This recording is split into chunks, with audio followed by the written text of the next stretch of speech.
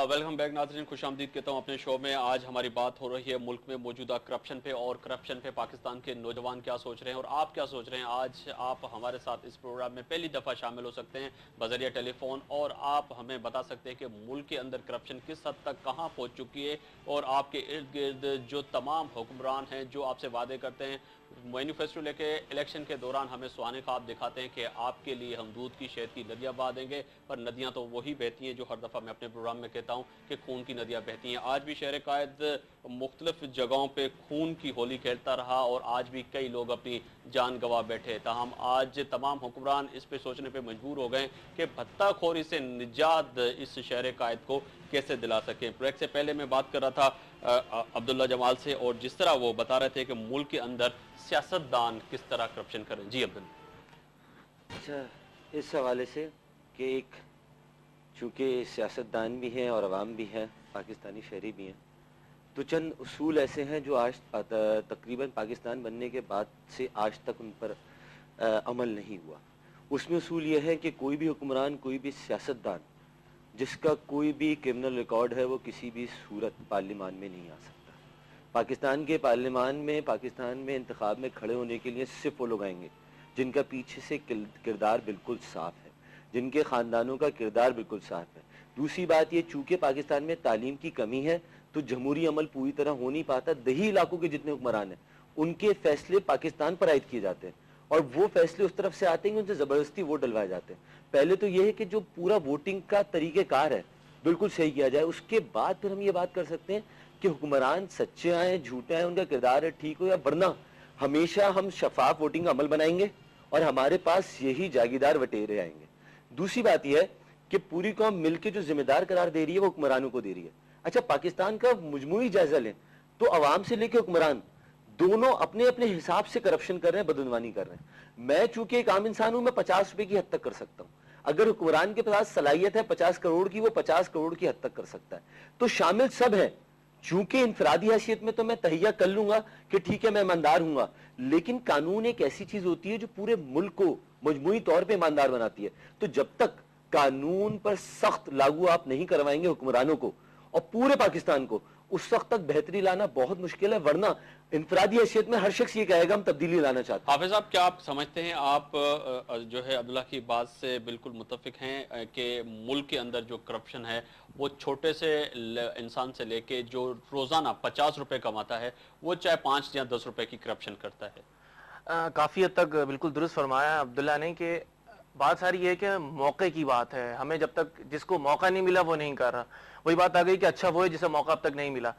एक जो बंदा अपनी जॉब पे जा रहा है, गवर्नमेंट जॉब जिसकी अगर है कोई, वो अगर उसका टाइम 9 से 5 का है, वो अगर 10 बजे पहुंच रहा है, उसे ढील दी गई कि आप 10 बजे तक आ सकते हैं, तो वो आराम से उठता है और 10 बजे जाके पहुंचता है। ये 1 घंटा वो लेट पहुंचा, ये भी करप्शन है।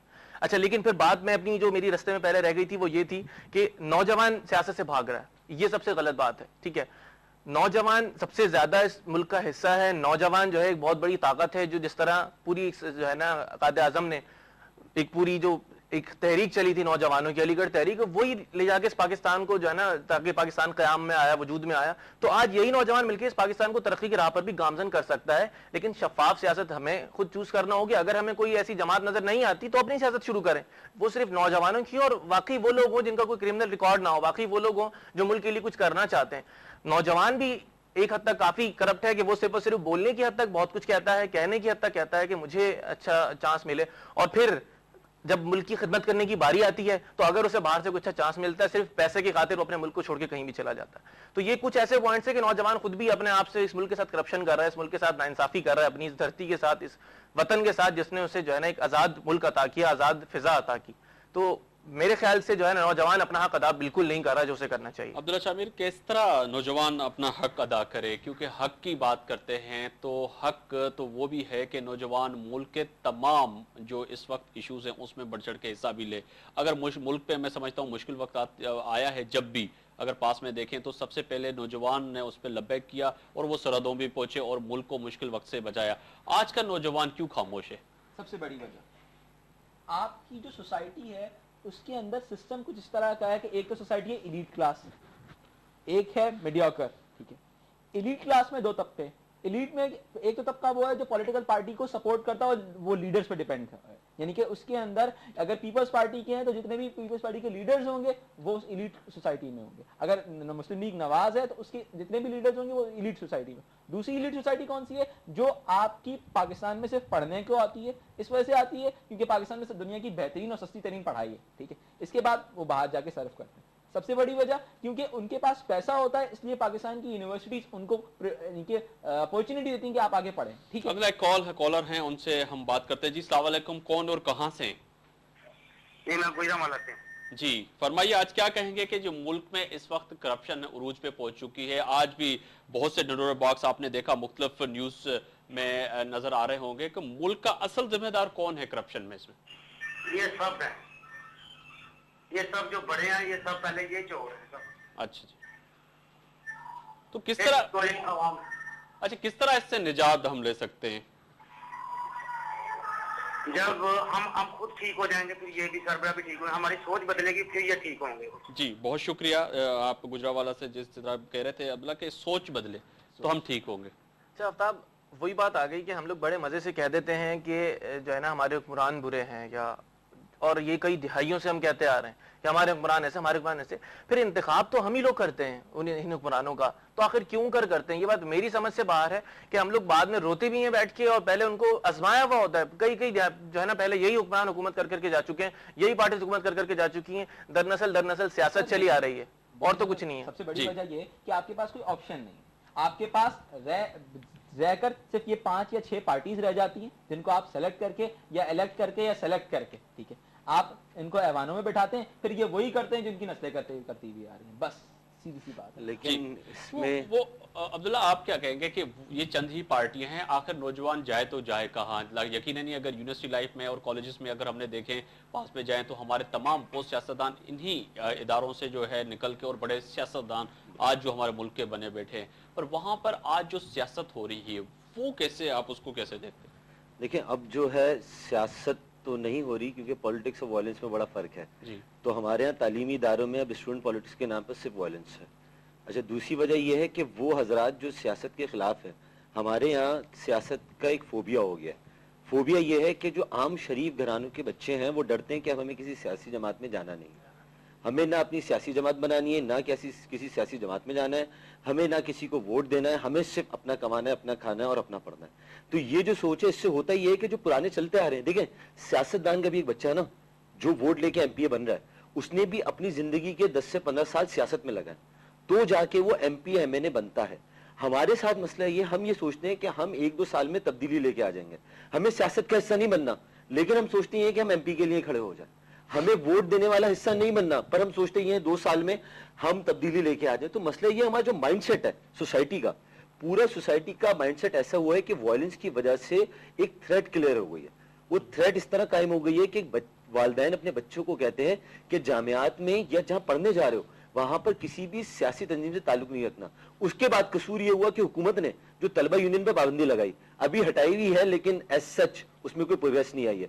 तलबा यूनियन खत्म हुई तो उससे तो सारे दरवाजे बंद हो गए, उससे दरवाजे इस तरह बंद हुए कि तलबा यूनियन में कम से कम एक क्राइटेरिया होता था कि वो बच्चे जो पढ़ने वाले हैं वो सिर्फ इलेक्शन में खड़े हो सकते हैं। सियासी जमातों में ऐसा कोई तरीकेकार नहीं है कि आपकी कोई क्रेडिबिलिटी होना चाहिए, आपका तालीमी मेयार होना चाहिए। उससे ये हुआ कि सोसाइटी पूरी सेग्रीगेटेड हो गई कि एक वो नौजवान है जो सियासत में बढ़ चढ़ के हिस्सा लेते, दूसरी तरफ वो नौजवान है जो कुछ नौजवान ऐसे भी हैं अब्दुल्ला जिसको आप और हमारे नाज़रीन यकीनन इस बात को मानेंगे कि हम कहते हैं नौजवान जो है तब्दीली लाएंगे।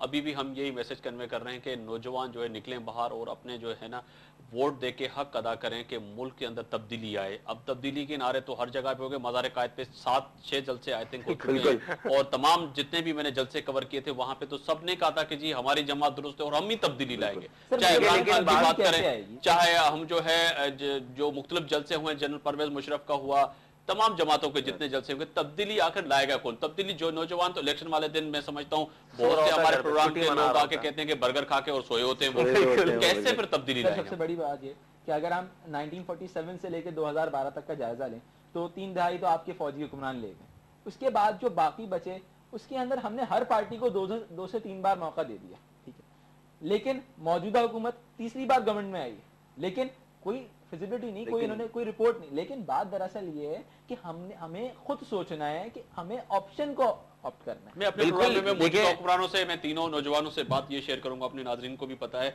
बहुत से प्रोग्राम जब पाकिस्तान पीपल्स पार्टी और तमाम लोग आते हैं तो वो तो आके कहते हैं कि हमारे जो है 4 साल के कारनामे अगर देखें तो हमने NFC अवार्ड दिया, हमने मुल्क में जो है ना एनर्जी क्राइसिस खत्म किया, लाइन ऑर्डर सिचुएशन दुरुस्त कर ली, तो ये तमाम चीजें जो मौजूदा हुक्मरानों की उसको कैसे देखते हैं? ये आटे में नमक के बराबर है। जरा आप बाकी मामला देखें, हम सब आंखें रखते हैं, कान रखते हैं, बोलने की ताकत है, सारे सेंसेस हमारे पास मौजूद हैं और उन सेंसेस के बावजूद ठीक है कुछ काम वाकई अगर किए हैं तो, लेकिन आप ये भी तो देखेंगे क्या क्या चीज कहां से कहां चली गई है। मुल्क के हालात, अगर आप इंसान की जान महफूज नहीं रही है, ठीक है, माल महफूज नहीं रहा है, ना वो खाने पीने को वो तरस रहा है, क्या चीज मिल रही है? अवाम की बात कर रहा हूं मैं, ठीक है, जो लीडिंग क्लास है हमारी उससे तो बहुत कुछ मिल रहा है। कहीं जो रेलवे का हाल देख लें आप, स्टील मिल का हाल देख लें, PIA का हाल देख लें, कौन सा गवर्नमेंट डिपार्टमेंट है जो बचा हुआ है?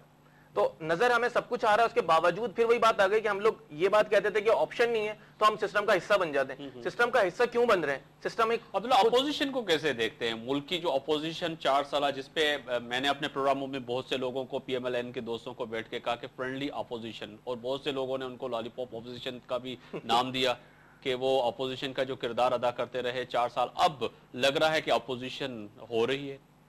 देखिए 5वां साल आने वाला है, अब अगर अपोजिशन अच्छी भी होती है तो कोई फायदा नहीं है। और दूसरी बात यह है कि अपोजिशन में बजाय इसके कि आप अपनी पार्टी का मैनिफेस्टो और अपने मफादात आगे रखें, आपकी जिम्मेदारी ये होती है कि आप मुल्की मफादात सामने रखें। अच्छा, पूरी ओवरऑल ये ढकी छुपी बात नहीं है। इन 4 सालों में वही हुकूमती जमातें हैं जिन्होंने हुकूमत के खिलाफ बोला है, उन्होंने ही हुकूमत बना के दी है और अब तक हुकूमत को सहारा दिया है। तो उनकी तो 65% खुद हुकूमत में बैठे हुए हैं। बिल्कुल, तो उनकी अपोजिशन का तो कोई फायदा ही नहीं है, उस अपोजिशन का कोई फायदा हो नहीं सकता क्योंकि शुरू से यही मामला है। अच्छा, एक बात यह है कि अब के सबसे अच्छी बात यह हुई है कि अब के एक जो डिफरेंस क्रिएट हुआ है बॉर्डर लाइन, वो ये क्रिएट हुआ है कि जितने पॉलिटिकल लीडर्स थे जो आवाम को लूटते आ रहे थे वो अलग हो गए, और वो आवाम जो ये समझती है पाकिस्तान को कैसे बेहतर किया जा सकता है वो बिल्कुल अलग हो गई है। पहले मिला जुला रुझान था कि ये पार्टी ठीक है, ये पार्टी ठीक है, ये सियासी पार्टी ठीक है, अब वो